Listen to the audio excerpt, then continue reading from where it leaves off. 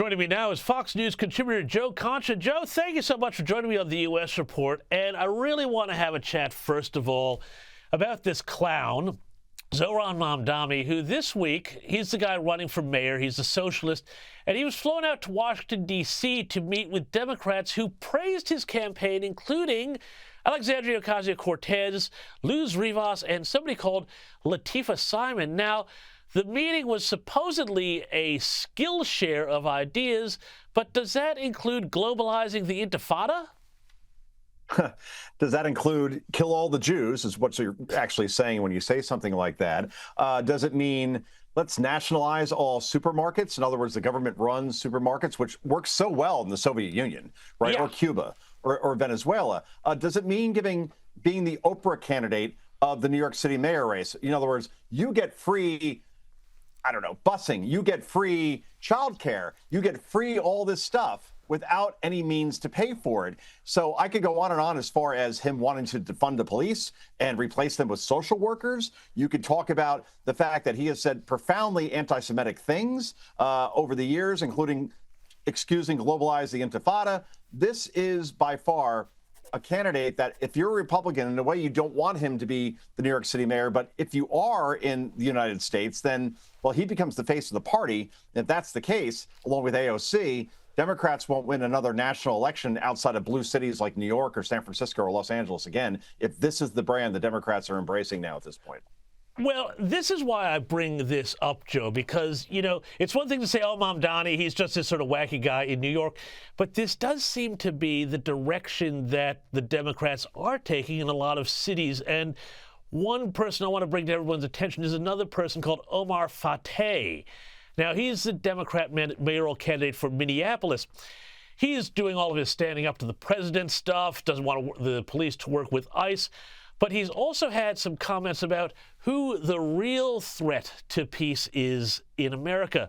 Now, have a look at this. You want to know who the real threat is, Madam President? I'll give you a hint. They don't look like our chief author. They don't look like the folks up in the gallery. They don't look like the folks out in the rotunda. They look like many of the members that sit in the front. And you don't have to take my word for it. According to DHS, Madam President, the greatest domestic threat facing the United States comes from, quote, racially or ethnically motivated violent extremists, specifically those who advocate for the superiority of the white race, not our immigrants. So if you listen to what he's saying there, basically, Joe, he's saying the real domestic threat in the United States is white people. I'm not quite sure that's going to go over well in middle America.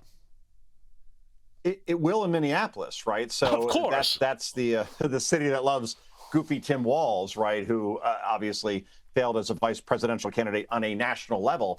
But yeah, in middle America itself, outside of major cities like Minneapolis, like San Francisco, like Los Angeles, like Chicago and New York, that's what we're looking at now at this point. The blue cities will, I guess, elect these socialists / communists / people who hate America. And then everywhere else in the country outside of those cities will say, we reject this completely. And then on a national level, elect the Donald Trumps of the world, have a Republican Senate, have a Republican Congress. More governors are now Republican than Democrat. You have a Supreme Court that's 6-3 conservative. So I guess, yeah, you're going to lose the cities, but you're going to win the war as far as like the country itself. That's where America is headed at this point. Yeah, and I mean, just to sort of look ahead, you know, we're already sort of seeing people shape up their battles for the 28 Democrat presidential primary campaign. There was a poll this week that said, I couldn't believe this, Kamala Harris is actually ahead of the pack here, as well as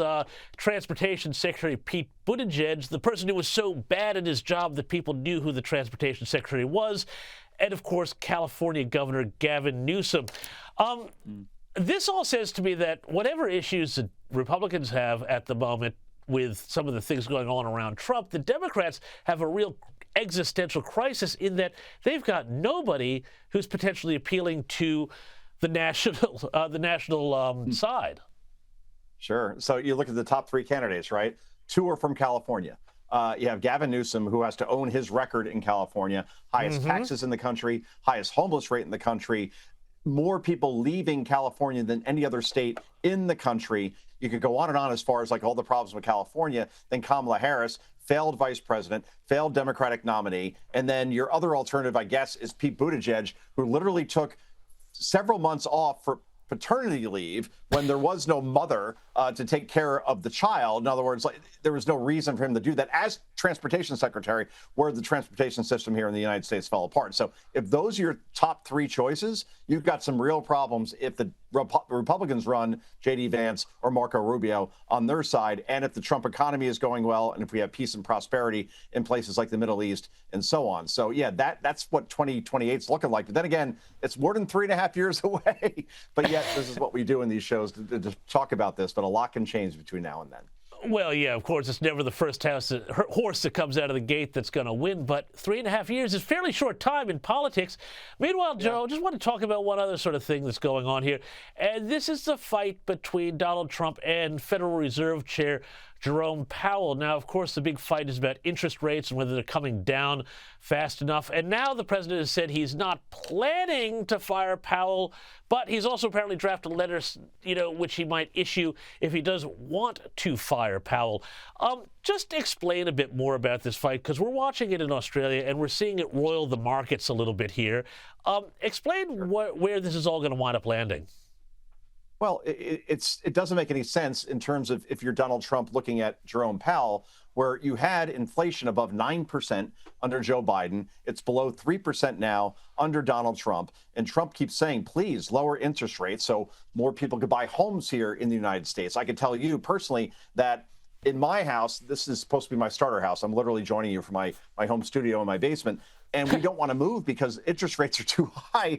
And Jerome Powell will not lower them, despite the fact that every indication says that he should, and it makes you think after a while that he's acting politically instead of in the best interest of the economy. So while Trump, technically, I guess, can't fire Powell, his reign as in terms of his job as Fed chair, that ends regardless in January. So if you're Trump, you're probably just going to try to wait this out, get a Scott Bessent in there, the Treasury Secretary, and then things will be running a lot more smoothly than they are now, because Jerome Powell seems to be a day late and a dime short every time it comes to lowering inflation, especially with a Republican president in power. I think you're right, and I think he's been trying to make some of those predictions about Trump crashing the economy come true. Scott Bessent would be an excellent choice.